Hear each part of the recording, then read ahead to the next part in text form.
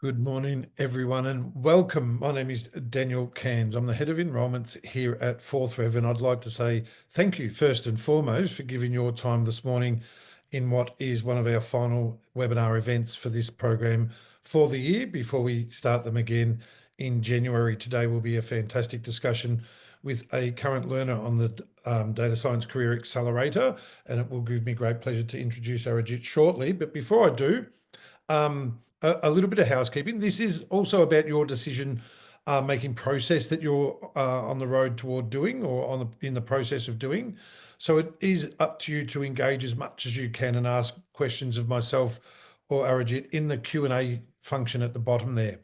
We'll use the chat to provide you some resources and links to brochures and the like, and to meeting links. But the Q&A function is your opportunity to ask questions that are relevant to yourself regarding the Career Accelerator. So quickly, an overview of the Career Accelerator. We're very proud to be welcoming learners now into our fourth presentation of the program in early February 2025. The Career Accelerator is co-designed with Cambridge and industry to ensure that the skills obtained are highly practical and in high demand from an employer perspective. That means there's no exams. We think that there's better ways in which you can demonstrate your competence through the submission of mini and major projects throughout the Career Accelerator that add to your portfolio. So first of all, it's a productive outcome to your education. The program is 7 months in length. It is around that 20 hours per week, but it is mostly designed to fit in with you more so than you fit in with university, i.e. there's a lot of asynchronous learning, and there are the benefits also of live sessions with the Cambridge academics and industry mentors along the way as well. It is made up of 4 courses and 1 live industry-facing project. So if you haven't seen already, there's applying statistics and core data science techniques in business. Course 2 then is solving business problems with supervised learning. Course 3 is more in depth as well. It builds towards that applying advanced data science techniques before the future of data science with generative AI and chat GPT and the like, that runs alongside your live industry facing project. To frame the project very, very quickly for you, yourself along with 4 or 5 other high caliber learners will be placed together in a team, and you'll meet with one of our employer partners such as the Bank of England.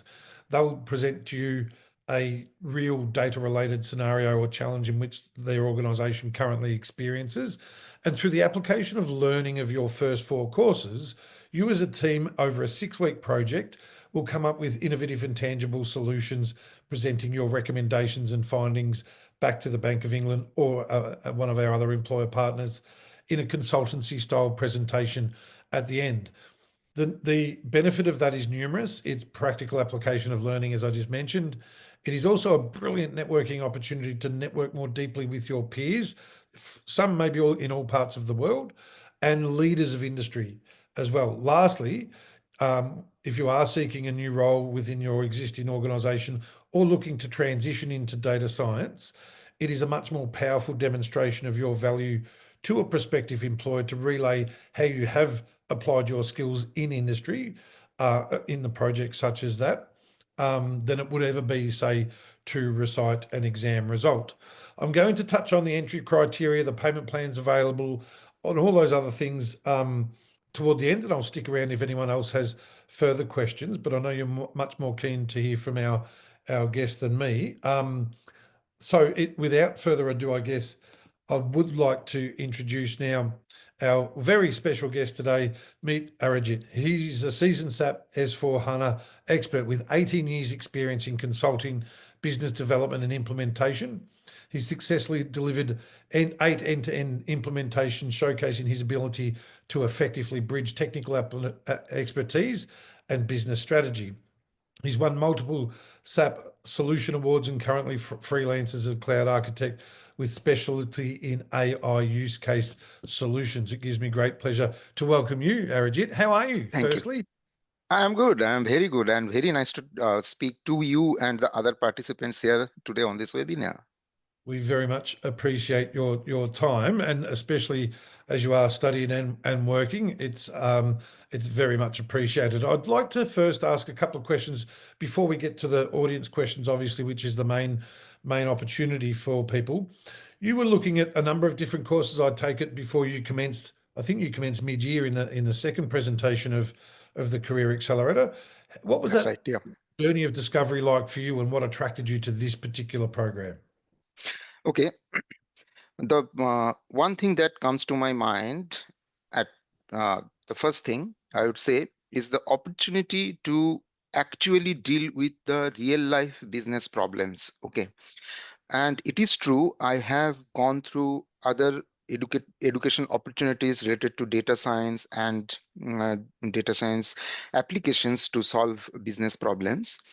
But unfortunately, none of them uh, helped me to actually solve a business problem the way Fourth Rev and University of Cambridge Institute of Continuing Education helped directly to pinpoint, see, there is a business problem, and let's now learn how data science can help you to solve this problem. Okay. And as you did my introduction, and thanks for that, you understand I am a consultant, technology consultant in ERP domain. So my fundamental job is to come across business problems and solve it with very much innovative way as I can. Fantastic. And you're quite correct that bridging the gap between academia, or blending the academic rigor that Cambridge Institute of Continuing Education is world renowned for, and aligning with what exactly employers are seeking, enables the term career accelerator, hence why we Absolutely. Yeah. designed it that way. There is a question already, but I'll touch on this about juggling study time with your other commitments. How is it structured in enabling you to do both, I guess, is the question. So a consultant's life actually full of commitments and also traveling. Okay. So when I started the career, this data science career accelerator program, initially there was 3 weeks of orientation program or acclimatization program to help us understand actually how this course will be going through.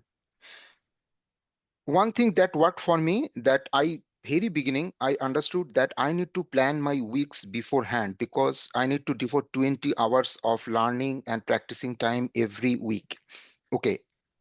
And I have a job to do for 40 hours. So initially I started uh, allocating time at night after dinner.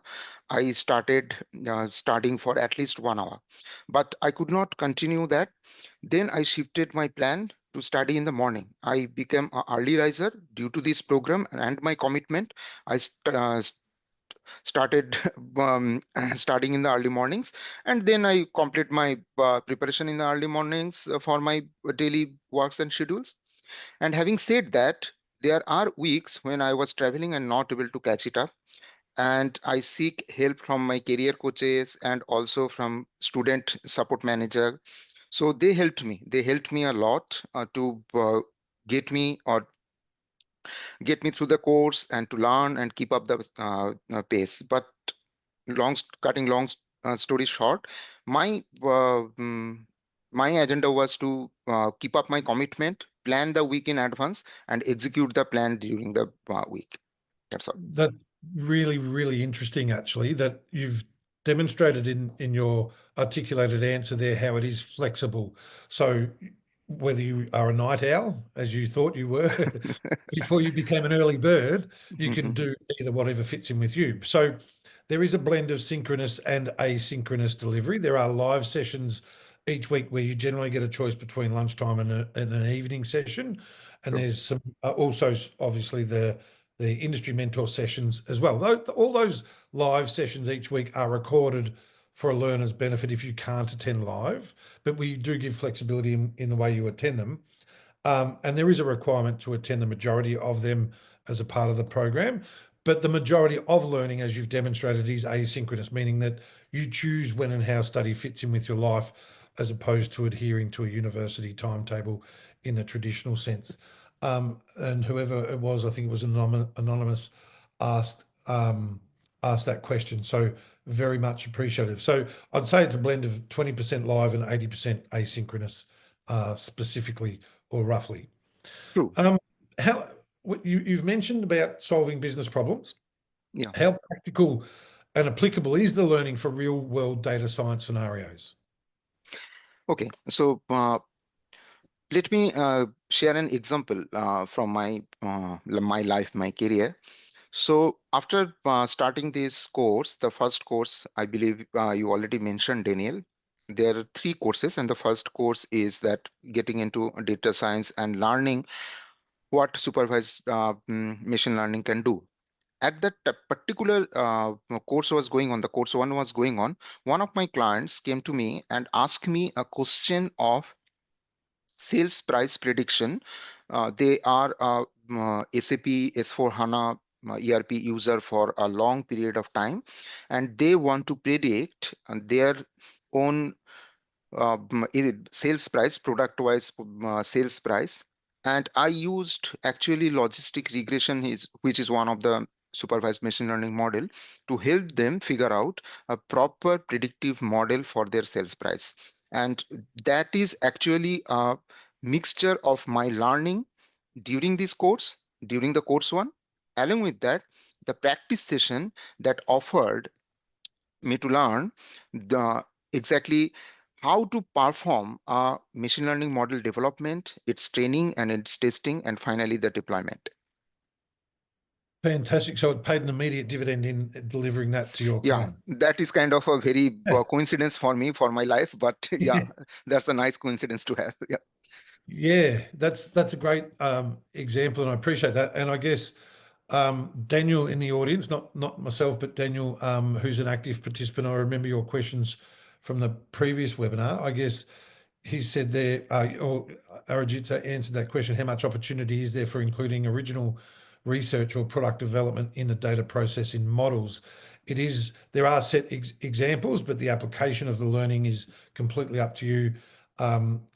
Sorry, the further application of learning is completely up to you in that regard. absolutely. Um, Great to see so many questions coming through. I've only got a couple more, and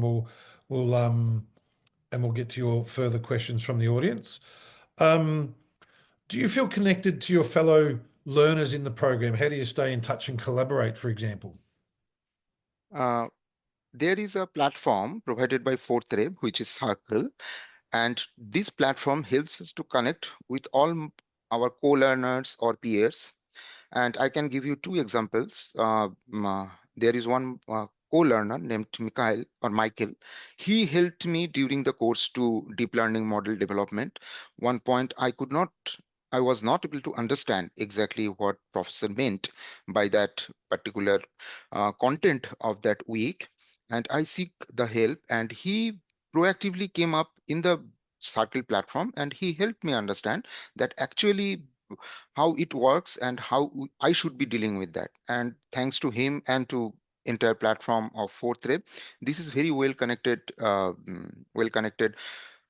peer-to-peer connections on networking platform, you can say. Yes, that helps. That's brilliant. And there is an in-person event being hosted this week. True. I'm At, going there. Yeah. Day you're after going, aren't tomorrow. you? Yeah, yeah. Day after tomorrow at Cambridge Institute of Continuing Education. Yeah. Yes, Both the cohorts, cohort one, cohort two will be there, and I'm really excited to meet all these people in person. exactly. And then there's also the opportunity of deepening your peer-to-peer collaboration and networking and working together on the industry project upcoming as well.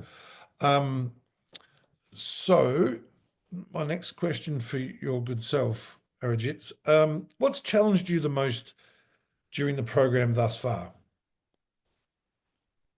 Uh, the challenge, actually, I think I already mentioned it. During the course two, there is a good content of understanding core concept of deep neural network. Okay. So, actually, frankly speaking, due to the nature of my job, initially, I believed that I have the very basic understanding of supervised models, unsupervised models, because I have been encountered with them in throughout my job, throughout my career so far. but deep neural network is very new to me, and that applies to the course 3, which is natural language processing task also. That is very new to me. I then need to devote, frankly speaking, lot more time in studying, specifically the end of the course 2 and the beginning of course 3. It was the 20 hours actually was not enough. 2 or 3 weeks I need to devote 30 hours, 35 hours at a stretch. So that was challenging. You can understand, I need to do a 40 hours job in a week, and along with that, I need to put that much of time in studying and develop my understanding and skill set.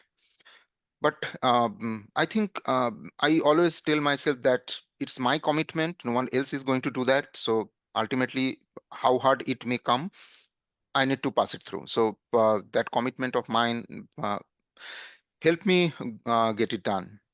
Yeah, good on you.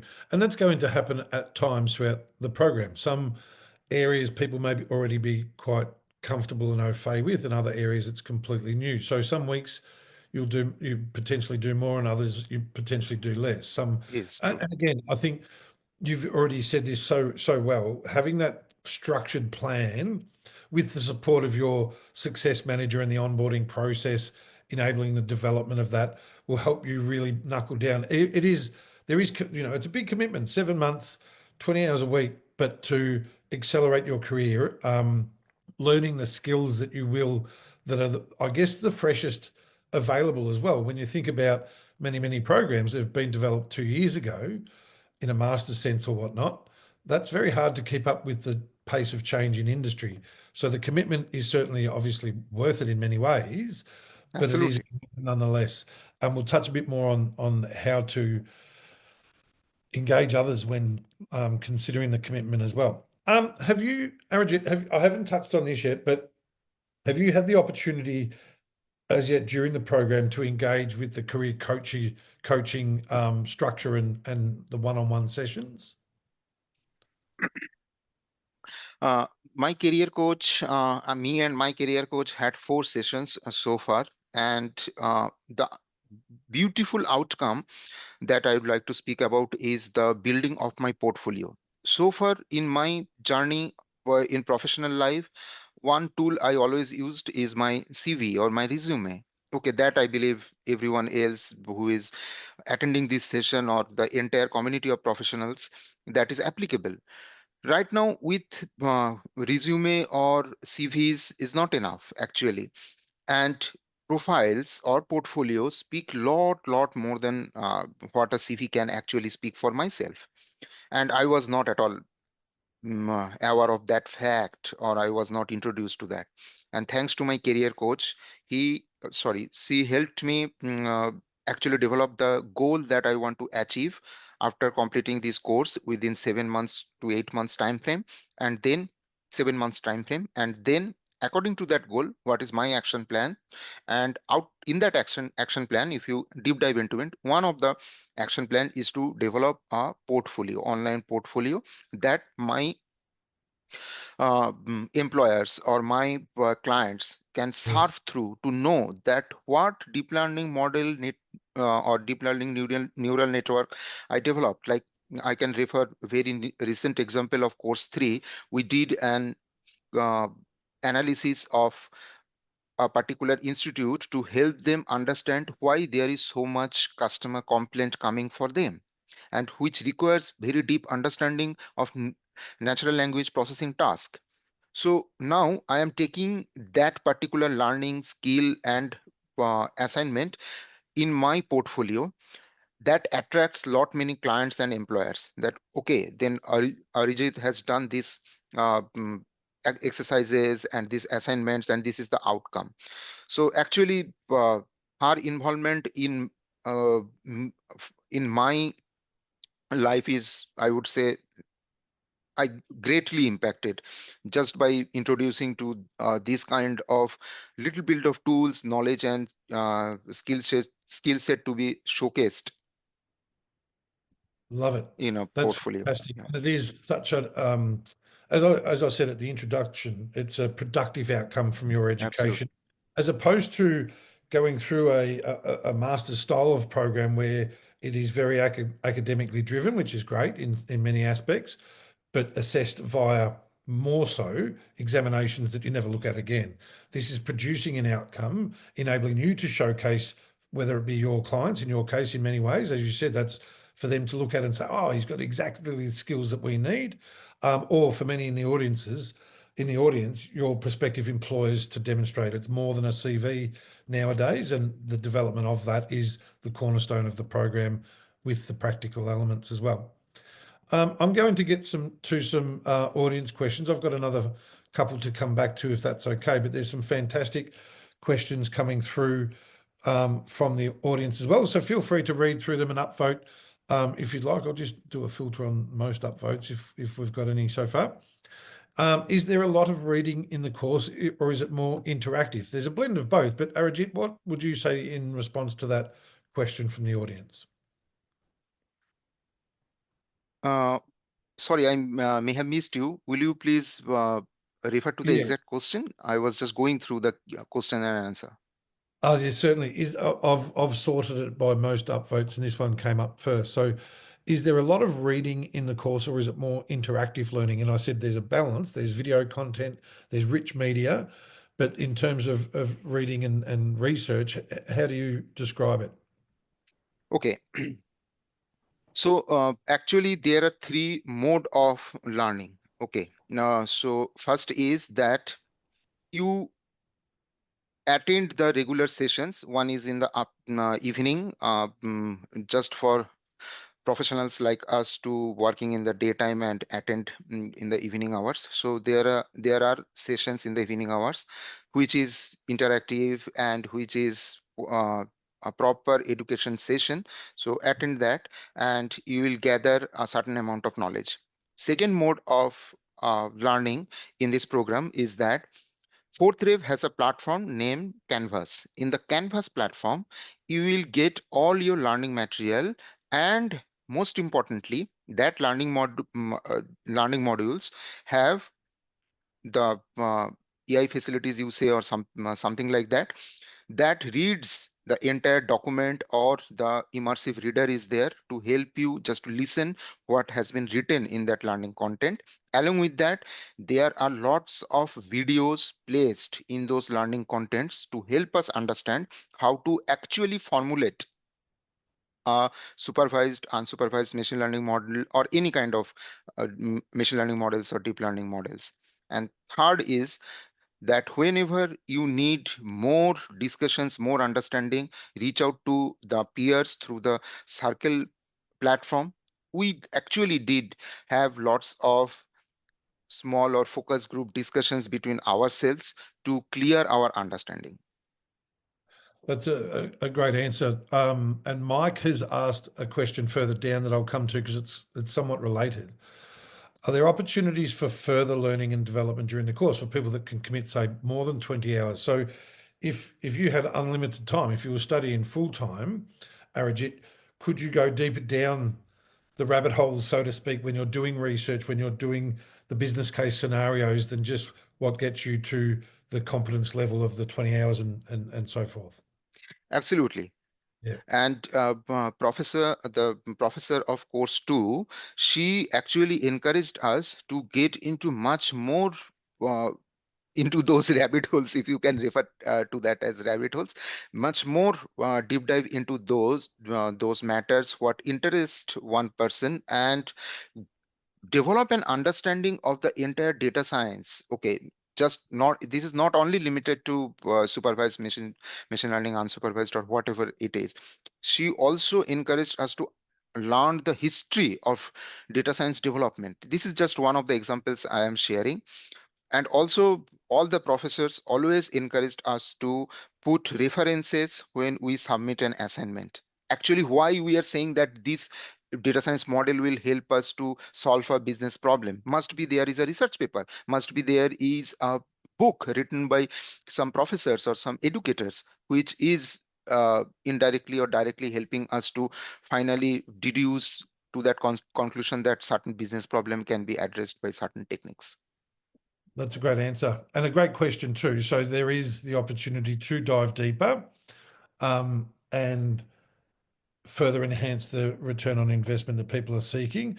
I guess it's kind of the case with all of them in terms of in all programs in that way. But in terms of the video content, who are we watching in the videos?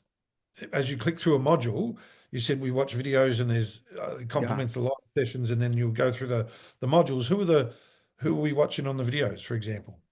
The professors who are training us, those professors are those are pre-recorded videos, and the professors are actually recorded those videos beforehand for us to help to learn before we attend the online sessions in the evening or in the afternoon. Okay, so and also there are videos which are not um, not prepared through a professor's involvement, but there are videos just for demonstration that let's open up a uh, Python book and just go through the codes and go line by line and explaining that how actually it has been constructed. Fantastic. Any industry experts contributing to that? Yes, yes, So, absolutely. I mentioned that there are industry mentor sessions, and the industry mentor sessions are awesome because they actually share their learning, their journey, rather learning, it is journey, their journey, that how they actually did or develop their career and their professional expertise based on data science. that's a really important point, I guess. Ensuring that there's that continuing industry relevance Hmm. through live sessions with amazing industry experts, I guess, Yeah. is Yes. another feature of the program that maybe the audience isn't so aware of. It ensures that up to the minute, industry trends are identified, adapted, and applied through the learning outcomes and so forth. So you can speak to the industry mentor and saying, well, we went through this module this week. How have you seen that play out in industry and things like that? So having that access to those sessions is also excellent as well. Someone's asked here, Arijit, of you, is there a lot of presentation involved in the course? I guess that's more the projects of submission Yeah. and skills involved. And how much of the course is machine learning? The entire course is of machine learning actually. It the is. Yeah, intercourse is machine learning, deep learning, natural language processing task, and finally we are into time series.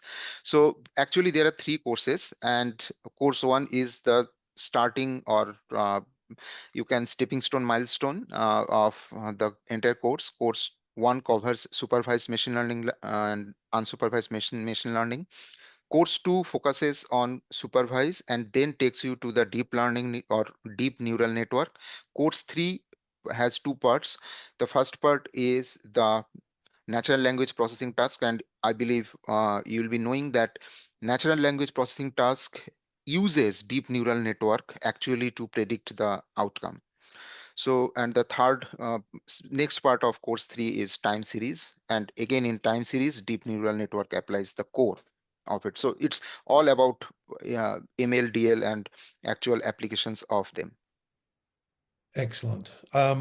It is the cornerstone. Now, I guess I think there's a question about this as well, but I'll touch on it because more broadly, um, the entry criteria is that one has studied at least an undergraduate degree containing a quantitative unit of study previously, or has significant experience if they don't have that bachelor's degree. In addition, if you do have that bachelor degree with quantitative units, it is a requirement to have 12 months of experience in a role that doesn't necessarily need to be a data analyst or scientist, but that has involved the use of data. And there's some people in the who was it here? Marco and Abidin. That's perfect because you're working with data in your current roles, even though they're not obviously a data science roles. But that certainly meets the criteria. The application process is really straightforward. It's uploading your transcripts, it's uploading your CV, your identity document, and a one-page personal statement that I might ask Sam to pop a template into the chat that gives us a little bit of a deeper understanding of you. This does two things. It helps us assess the application outside of what is self-evident in your previous academic and professional background, but also enables the coaches and success managers to read that prior to you commencing once your application's been successful and develop any empathy required of you or an understanding of what you're striving to achieve so they can structure their support of you as well. Michael's asked of your a little bit of your career journey. So he, what was what what was your previous role, and what's your current role now? Okay, thanks for asking that. Actually, over these 18 years, I started my career as first I started my career as a technical manager in Tata Motors. Tata Motors, I believe you'll be knowing, is one of the or fifth largest automobile manufacturer.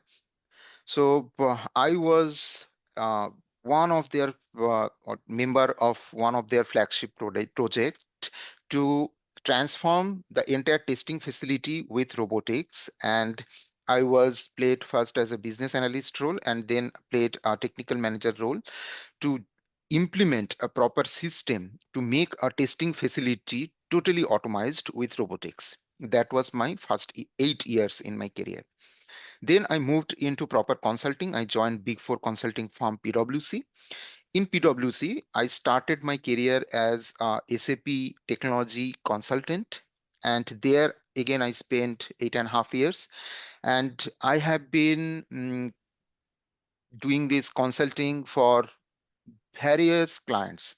Actually, frankly speaking, if I can say so, out of the 8 implementations I have done on SAP, the 5 implementations are fast-paced implementations. These are like 8 to 10 months implementations. And there are 3 implementations which are global implementations, which are multi-year, multi-country, multi-region implementations. And I have been through many countries and many locations to help a particular client to implement SAP, which is a ERP, and across their locations. One of the clients I can speak of has a location or lots of locations, manufacturing units in United States, one in United Kingdom, one in South Africa, and one in China. So you can understand how much complex it could be according as far as manufacturing facilities, supply chains, and sales process are concerned. But I am a process-wise, business process-wise, I am a supply chain management business process specialist. Last 2.5 years of my career, I am working as an architect of SAP S/4HANA, and my job is to guide the or educate or make best use of technologies to help my clients to solve business problems, and that goes processed through AI use cases. Wonderful. And your intended outcome from the program is to attract more clients to your Absolutely. consulting, Yeah. exactly by expanding your skill set. So you're advancing your career. The cohort, and someone's asked this specific question, and they've got heaps of questions to get through, so I'm really, really excited to do so. We're going to come to the technical background required. Sorry, I'm jumping around a little. But there was a question here about who. Firstly, the meetup on Friday is only for learners. Sorry, it's only for cohort 1 and 2 learners from this year. It's a special event for them. You'll certainly get to attend them if you're a valued learner, if you become a valued learner.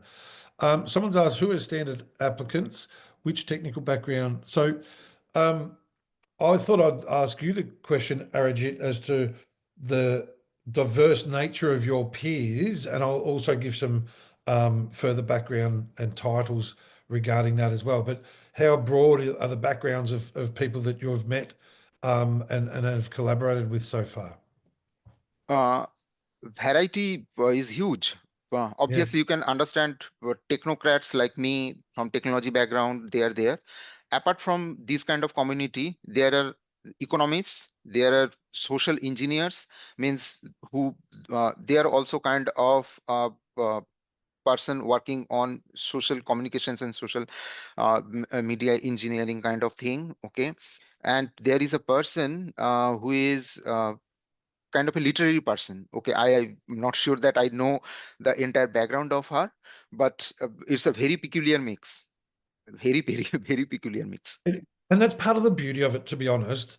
Mhm. A institute such as Cambridge Institute of Continuing Education and this model of education that we've developed in collaboration with attracts a wide variety of career changes, people seeking to change their careers into data science in particular, people seeking to apply data science skills to their roles, and people seeking to advance their existing data related roles or careers. So that does bring a Yeah. broad spectrum into play, but we do our own analysis on our learners' titles and backgrounds, both during and hopefully after the program to measure success and outcomes. And we've bucketed them into 5 categories. There's business management. So we've got CEOs, change managers, global head of people analytics, vice presidents, digital transformation managers. Then there's the data and analytics bucket. So there's certainly a number of data analysts, data engineers, data product consultants, lead data scientists. There's all those as you would expect. Then there's the engineering and technology backgrounds, as Arijit said. So cloud solution architects. We've got a laser manufacturing technician. There's senior engineers, software developers, senior software engineers, as you would expect.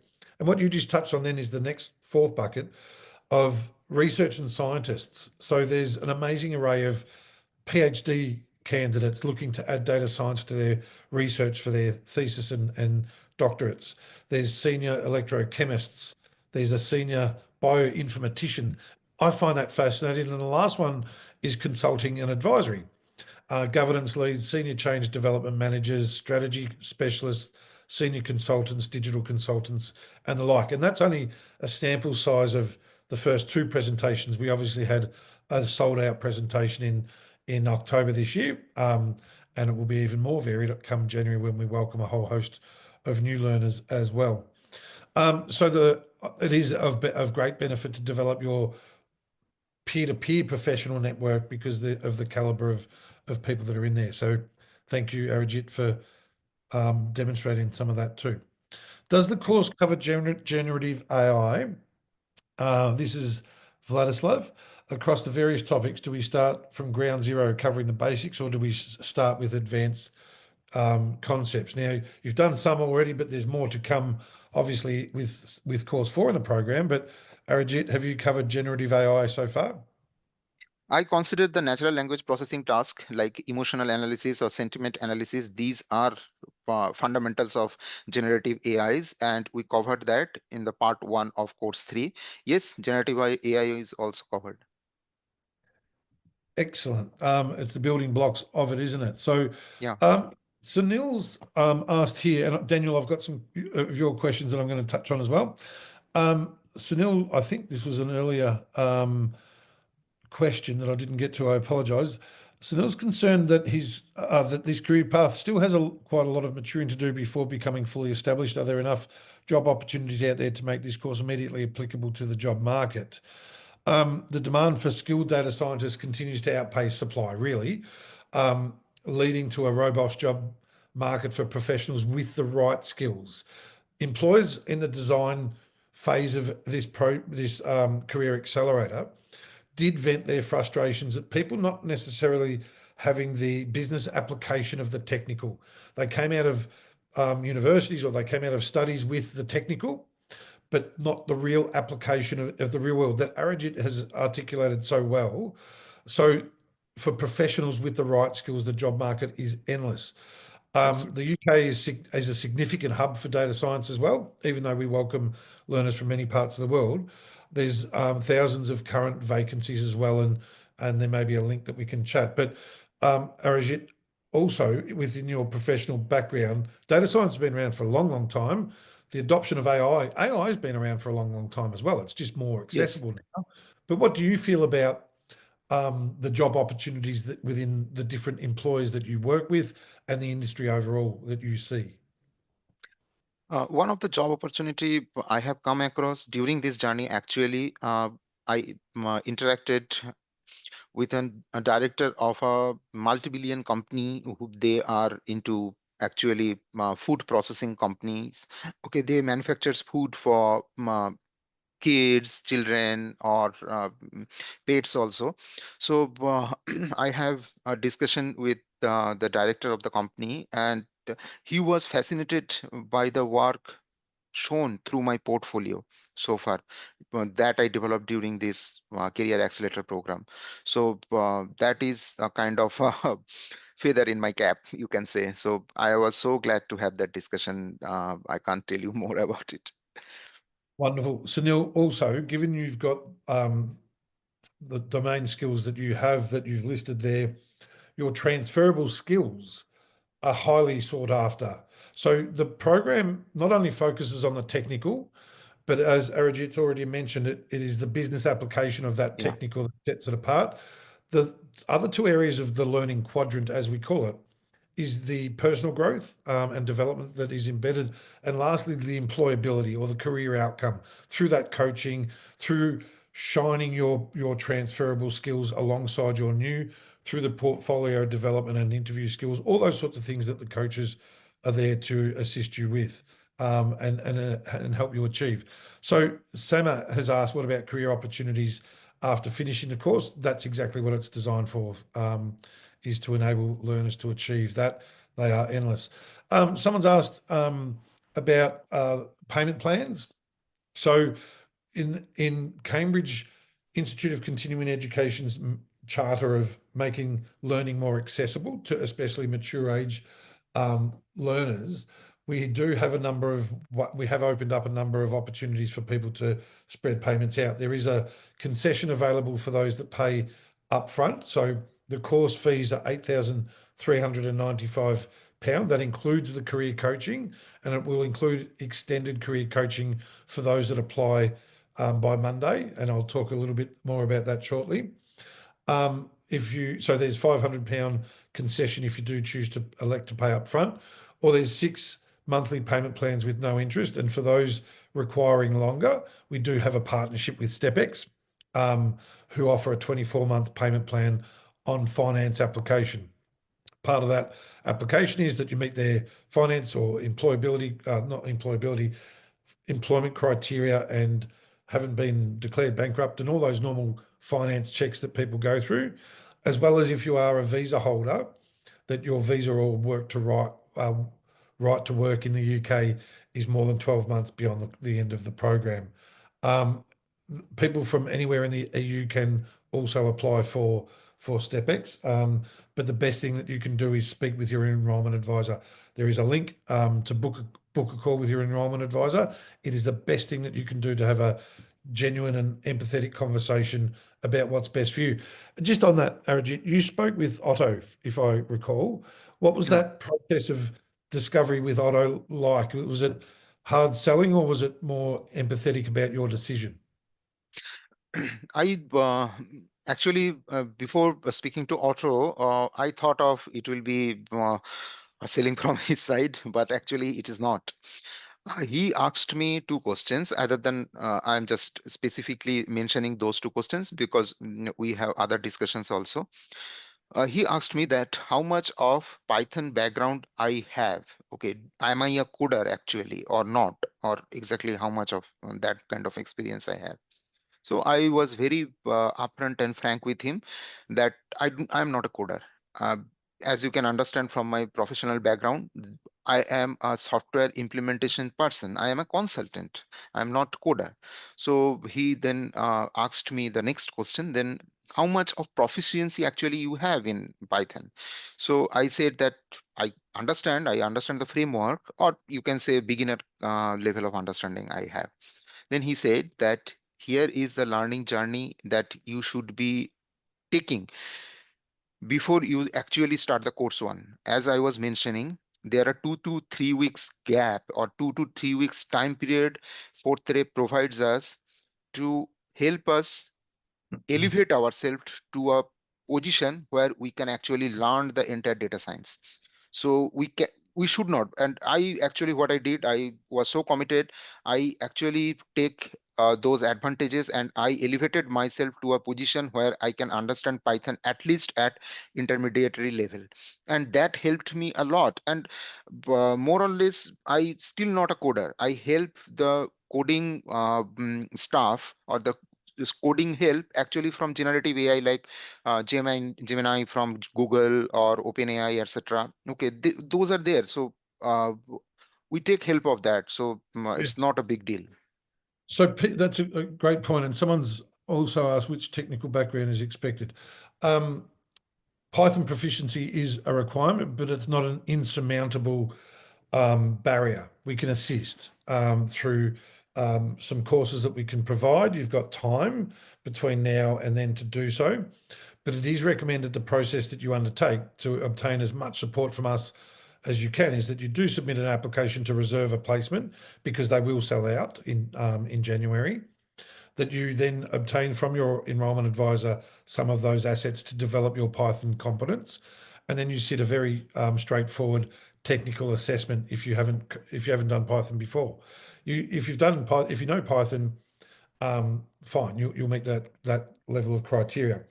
So we can support your development of Python to take a simple technical test that is really only 13 questions, 10 are multiple choice that can be sourced, and 3 coding examples. But that will help you start day one of the program then learning data science rather than learning Python. Your Python skills are going to grow as Arajit, I'm sure, Absolutely. from when you started to now. It's a different thing. But that's enabling you to make the most and get a return on investment from the get-go of day one as well. So thank you for that question, whoever asked that. Conscious of time, and Daniel's got some questions here. Sorry, Daniel, I didn't get to this earlier. You need more specifics, as these are large companies with intellectual property. How much scope and what are the boundaries for original research? So if you're talking about give me a thumbs up, Daniel, if you're talking about the employer project that I mentioned, like with the Bank of England, for example, if Daniel's still there. Um, yep, that is a, I'll answer this in 2 ways. The framework is designed with the industry partner, Bank of England, it may be someone else, and Cambridge, to ensure the project meets the academic requirements first and foremost of the program. But you as a team then can come up with, there might be 4 teams getting the same challenge.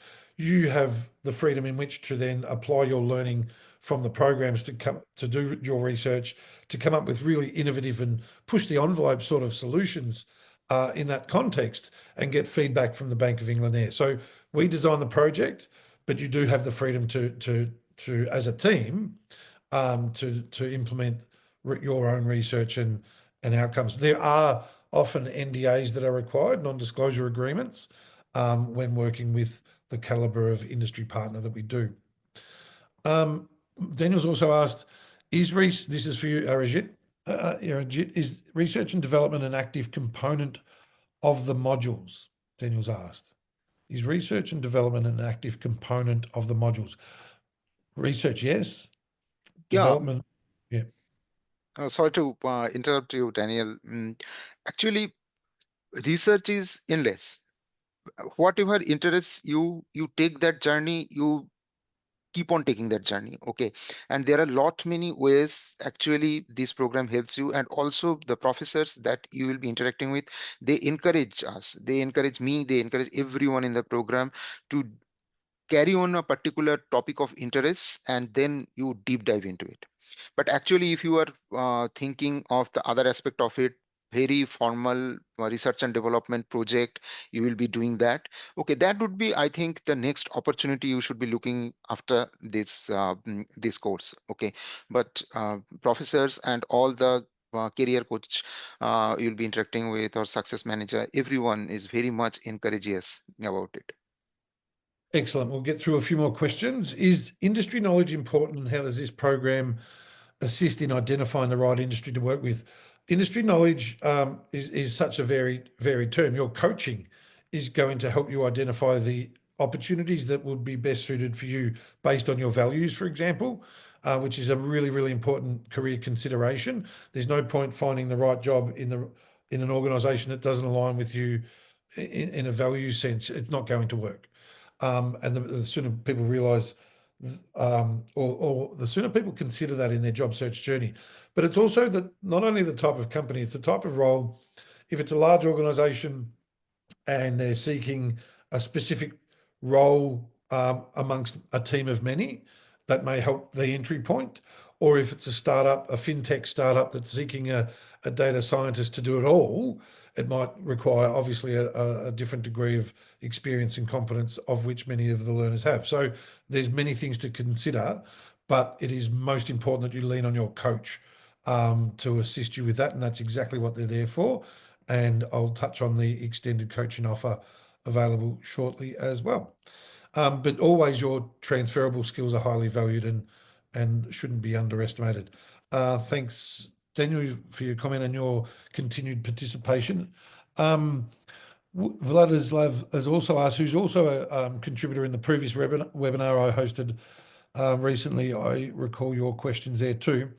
Would you say the program is more tailored towards individual for looking for a career change or those that want to advance their career? Um, Arijit, I guess your peers might be close to 50-50, 50 advancing and 50% True. changing. Yeah. That's a fair summation.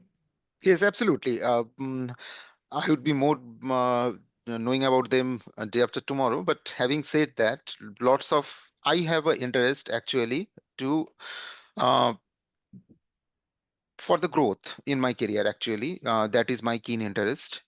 And having said that, I am working as a freelancer, so I my major objective is for growth. But there are lots of peers we have in this cohort. They actually want to progress in their current employment with bigger opportunity, bigger responsibilities, bigger roles like that. Okay, so this is a combination of both of them. Excellent. Excellent question also from Anonymous regarding the NDAs. Do they, I guess they create a conflict with the showcasing of the personal portfolios? No, often the NDAs will be with a live industry facing project at the end where you'll be able to showcase some of what you did, and it may not be in the format of the particular um, nuts and bolts of the challenge, or there may be projects that don't have an NDA as well. So what I mean by that is if the Bank of England produced a challenge that was sensitive or commercially um, required of an NDA, it would be that you would be able to surmise the industry, the employer partner, if it was able to be mentioned as Bank of England, presented a challenge relating to large language models and predictive models of I think one of them is actually specifically around the analysis of the digestion of an announcement. So they make policy announcements all the time, but across different mediums, across different geographical areas, across different demographics, across different socio-economical demographics, it is always perceived differently. So to use machine learning data science to understand different ways in which they may be able to announce different ways, the same message in different formats to different audiences would be one example. So there'd be a way to bring that anonymously to the fore of your portfolio and not break an NDA in that regard. So that's a great question. Certainly can be overcome. I'm just checking on time. One moment. Sam, how are we for time? And as I said, I can stick around for a few moments, but Arijit, I certainly know that your time is valuable. A couple more questions from the audience, and it's been great to have so many questions. I didn't even get through half of the ones that I had for you, Arijit, but thank you kindly. No problem. Marco, yes, in answer to your question, absolutely. Do you think this course is suitable for this purpose? Yes, please book a time with Otto or Sonia. They'll talk to you in much more depth than I've been able to today, but absolutely, I feel it is the right one for you. Same with Aberdeen. Um, I love this. A machinery condition engineer using diagnostics to guide maintenance decisions. Predictive. There's been so many examples of different applications of learning and different examples where data science has been beneficial. And I spoke only recently or a little while ago now, when I come to think of it, of a sports turf scientist who was using data science then to model wear and tear on different parts of the turf using a video model and a data model. and to work out the feed rates, water rates, all that different sort of thing. There's no end to it. So predictive measuring and predictive outcome to maintenance decisions saves so much time, safety, and money for business. It is a great application of data science. Vladislav's asked, would you say the concepts covered in the program are an advanced level and more suitable for people in early stage? We've sort of touched on that already, but anything to add there, Arijit? Actually, it is scalable. Okay, the answer to your question is actually scalability. Now, and scalability to what extent is set by your objective, that what actually you want to become. I will give you an example of the economist we have in our cohort. So his looking to things is obviously absolutely different from mine. I am a technocrat, you can understand. So he is grasping the entire data science concept that backs up the economic analysis in a particular platform. Okay, so having said that, he does not have any proper computer science knowledge or anything, because he is economist. So he's scaling up day by day, week by week, course 1 by course 2 by course 3. So do me. So actually, that that will be a gradual improvement, a continuous improvement up to the objective you are setting. Exactly. That's a great answer. Um, and so important to consider. Yes. Uh, I've got some others. Career outcomes. We're going to be showcasing career outcomes with additional webinars in January, pre the next one. Um, the first group of students only finished last month when they submitted their feedback and assignments, sorry, their projects to Bank of England. And we will be able to showcase even that shortly, because the feedback that the Bank of England have given the learners is absolutely mind blowing, and they were blown away by the learners' work. I can't wait for you to all see that very, very shortly. Thank you, Aberdeen. That's brilliant. Thanks, Mike. We can't wait to welcome and support you. I know we're short of time. For those in attendance, I just want to remind you of the Head Start offer that we're trying to enable you to make use of before going on your Christmas break, so to speak. So those that apply and submit your application before Monday will receive, sorry, additional benefits. They are a 2025 career goal setting workshop before the course starts. So you'll get together with the career coaches, go through a goal setting process, and really set yourself up to succeed with clarity around what it is that you're going to achieve in 2025. There's also early access to alumni networking events. So Arijit and others will be part of the broader Fourth Rev alumni, which has hundreds of learners that have graduated from data analytics, product management, UX design, data science, and digital marketing career accelerators. And they do form part of the network that you can access ahead of time. And lastly, and of greatest value for you, is the opportunity of receiving extended career coaching. Talk to your enrolment advisor, but we would like to ensure that you receive your intended outcome and the greatest return on your investment, and have a way of extending the career coaching to enable you to achieve that. To time, I want to say many, many thanks to those of you in the audience first and foremost. You've made a commitment to yourself to listen to a learner and Arijit's experience in the program to help decide what is best for you. It's now about taking the next step. For those of you that were in my last webinar, I did speak about engaging with those around you about your study decision. If it's impacting, not impacting, if family considerations need to be taken into account, whether it's friendship groups, whether it's your colleagues, engage with them and say, I want to invest in myself. I want to strive in 25, I heard today. I want to invest in myself for 2025. I want to achieve my intended career outcome. I've found the program that's going to accelerate my opportunity of doing so, but it does require me to commit over 7 months, 20 hours a week. Do you buy into me making this decision for the betterment of us as a couple, us as a family, us as a workplace, whatever it may be? And then imagine the pride on your children or your wives or your husband's faces when you're accepted into Cambridge Institute of Continuing Education for 2025. Take the next step, book a time with your enrolment advisor if you haven't, and apply early for the Head Start offer. Lastly, Arijit, thank you. I loved hearing your insights today, as I'm sure the audience did also, and I very, very much appreciate them. We can't wait here at Fourth Rev and Cambridge ICE to see how many new clients you attract. But we want to celebrate your success in the program that you've been doing so well so far, and we can't wait to celebrate your graduation too. Thank you. Thanks a lot. Thanks a lot for having me. Good on you. Thank you ever so kindly. And for everyone else, make that commitment to yourself for the new year. We look forward to welcoming, supporting, and celebrating your success also. Have a great day. Great day to you too. Bye. Thanks, Arijit.